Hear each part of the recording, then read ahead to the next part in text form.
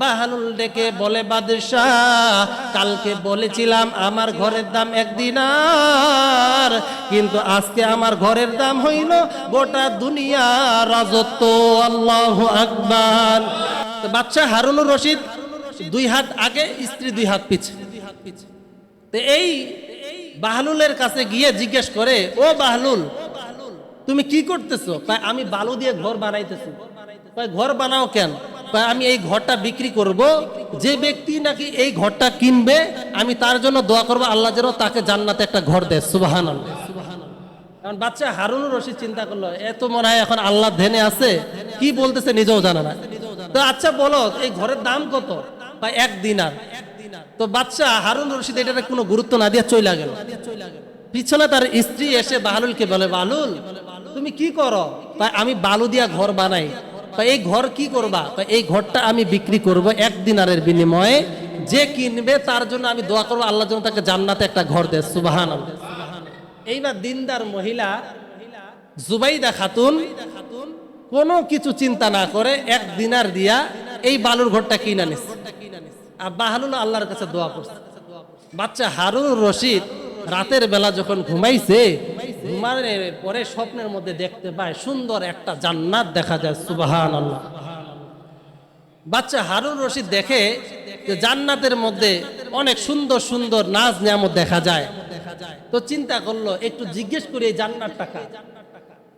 এইবার বাচ্চা হারুনুর রশিদ স্বপ্নের মধ্যেই জান্নাতের যে প্রহরী তাকে জিজ্ঞেস করছে, ও ভাই এই জান্নাতটা কার? এই জান্নাতটা হলো জুবাইদা খাতুনের। সুবহানাল্লাহ। এবারে বলে, হায় হায় এটা তো আমার স্ত্রী, জুবাইদা খাতুন তো আমার স্ত্রী। বলে, ভাই আমি একটু জান্নাতটা ঘুরে দেখতে চাই, কারণ হইল এই জান্নাতের মালিক যিনি আমি তার স্বামী। তখন এই ফেরেশতা প্রহরী ঘুমের মধ্যেই বলতেছে যে শোনো, এইটা এমন একটা দুনিয়া যার নামে বরাদ্দ যেই জান্নাত, সেই জান্নাতে সেই প্রবেশ করতে পারবে, অন্য কেউ প্রবেশ করতে পারবে না। সুবহানাল্লাহ। মুসলমান বন্ধুগণ, এই ঘটনা কেন আপনাদের সামনে আমি উপস্থিত করলাম একটু খুব খেয়াল করে শুনবেন। দেখার নাম ইমান নয়, গয়বের উপরে ইমান আনার নাম হইল ইমান। আপনি একটা জিনিস দেখার পরে ইমান আনবেন, এর কদর কমে যাবে, আর আপনি না দেখে ইমান আনবেন, এর দাম বেড়ে যাবে। যেমন আপনারা যদি বুঝে থাকেন, আপনারা যদি শুনে থাকেন, ওই যে আমরা শুনেছি ফেরাউন ইমান আনে না, বারবার মুসা আলাইহিস সালাম তাকে ইমানের দাওয়াত দেয়, কিন্তু সে ইমান আনে না। নীল নদীর দরিয়ার মধ্যে পড়ার পর যখন সে সাগরের মধ্যে হাবুডুবু খাইতেছে, জীবন চলে যাবে, তখন ডেকে বলে, আমানতু বিরব্বি মুসা ওয়া হারুন, ও মুসা ওয়া হারুন আমি তোমাদের আল্লাহর প্রতি ঈমান আনলাম, তোমাদের খতার প্রতি ঈমান আনলাম। আল্লাহ ডেকে বলে, ফেরেশতারা রে, সে আমাকে না দেখা বিশ্বাস করে নাই, বিপদে পড়ার পরে আমাকে আল্লাহ বলে স্বীকার করতেছে, তার জবানে কাদা ঢুকায়া দাও, সে যেন ঈমান আনতে না পারে, সে যেন কালেমা পড়ে মুসলমান হতে না পারে। আমার বন্ধুগণ, এই জন্য আমি আপনাদেরকে বুঝাইতে চাই, দেখার পরে একটা জিনিস বিশ্বাস করার নাম ঈমান নয়।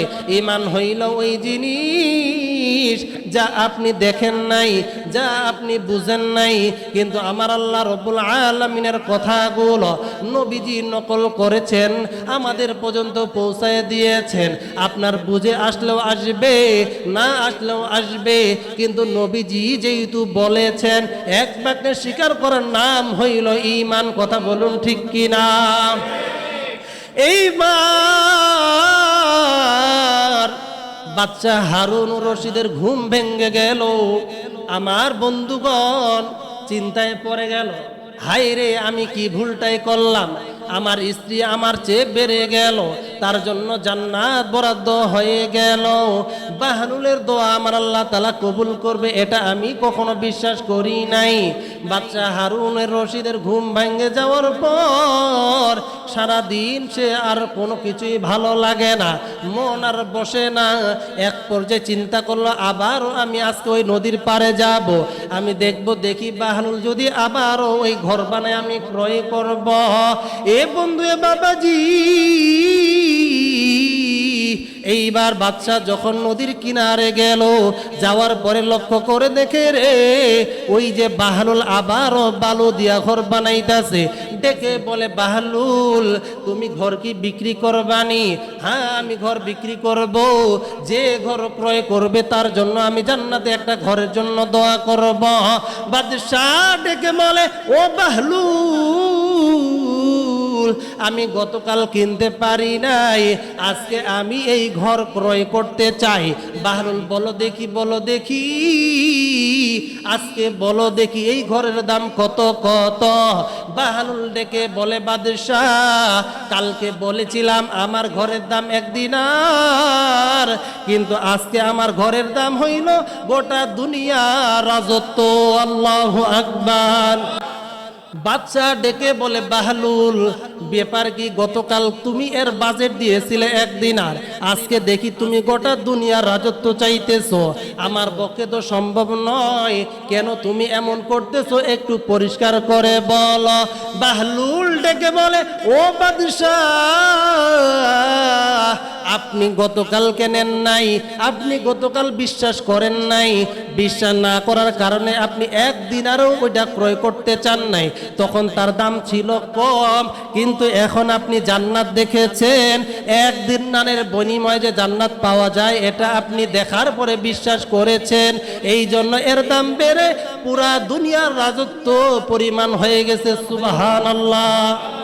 এই জন্য এখানে এটা বিষয় হলো যে আপনারা না দেখে যখন বিশ্বাস করবেন, যেমন এখন আমরা আল্লাহকে দেখি নাই, নবীজিকে দেখি নাই, নবীজির কথাগুলো তারপরেও যে আমরা মেনে নিচ্ছি, এর জন্য সস্তায় সস্তায় আমরা কি পাবো জানেন? ইন্নাল্লাযীনা আমানু ওয়া আমিলুস সালিহাতি কানাত লাহুম জান্নাতুল ফিরদাউসি নুজুলা। যারা ঈমান আনবে এবং আমল করবে, আমি আল্লাহ রাব্বুল আলামিন তাকে জান্নাতুল ফিরদাউসের মালিক বানায় ধন্য করব। সুবহানাল্লাহ। একবারে ছোট্ট ঈমান আনবে, অর্থাৎ প্রথমে জবান দ্বারা স্বীকার করবে, দ্বিতীয়তে অন্তরে বিশ্বাস করবে, তৃতীয়তে তারা প্রকাশ করবে। যখন সে এইভাবে ঈমান আনবে এবং ওই যে তৃতীয় নাম্বার তাসদীকু বিল ঈমানের পরে তাসদীকু বিল আরকানের পরে এইভাবে যখন সে আস্তে আস্তে ঈমানের কাজগুলোকে আমলের দ্বারা পরিবর্তন করবে, সস্তায় সস্তায় আমার আল্লাহ বলেন কানাত লাহুম জান্নাতুল ফিরদাউসি নুজুলা, আমি আল্লাহ তাকে জান্নাতুল ফিরদাউসের মালিক বানায় ধন্য করব। সুবহানাল্লাহ। এবং আল্লাহ এটাও সংবাদ দিচ্ছে, ও বান্দা শুধু একটা জান্নাত নয়, আমি আল্লাহ আরো তোমাদেরকে একটা সুসংবাদ দিচ্ছি। সেটা কি? ইন্নাল্লাযীনা আমানু ওয়া আমিলুস সালিহাতি সায়াজআলু লাহুম রাহমান উদ্দা। আমি আল্লাহ তো জান্নাতুল ফিরদাউস দিবই দিব, আবারও বলেছি ও ফেরেশতারা তোমরাও সাক্ষী রাখো, যারা ঈমান আনবে আমল করবে, কানাত লাহুম জান্নাতুল ফিরদাউসের পাশাপাশি সায়াজআলু লাহুম রাহমান উদ্দা, আমি আল্লাহ রাব্বুল আলামিন ভালোবাসা দিয়েও ধন্য করব। সুবহানাল্লাহ।